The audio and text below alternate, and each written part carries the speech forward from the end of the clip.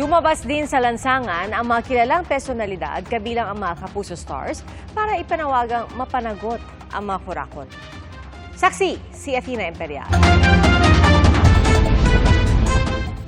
Sabay-sabay tumakbo ang ilang Kapuso personalities bilang pakikiisa sa pagsugpo ng korupsyon sa bansa, kabilang sina Dingdong Dantes, Kuya Kim, Benjamin Alves, Faith De Silva at ilang miyembro ng isang running community. Ayon kay Dingdong, Pilipinas na malaya sa kurakot ang pangarap nila.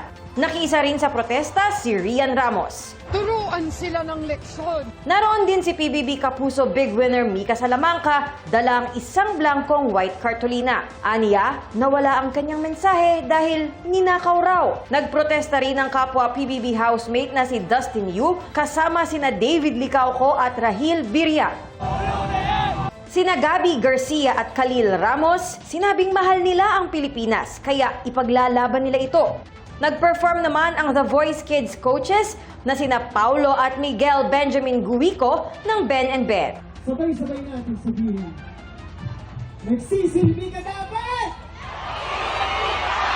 Kasama rin sa protesta ang It's Showtime hosts. Si Vice Ganda may mensahe para sa Pangulo. Hinahamon ka namin, Pangulong Bongbong Marcos, ipakulong mo lahat ng magnanakaw.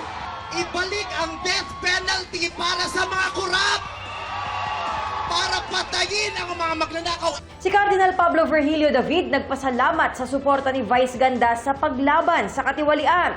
Pero hindi anya sagot ang death penalty dahil ang mahihirap ang kadalasang nasesentensyahan habang nakakatakas ang mga mayayaman.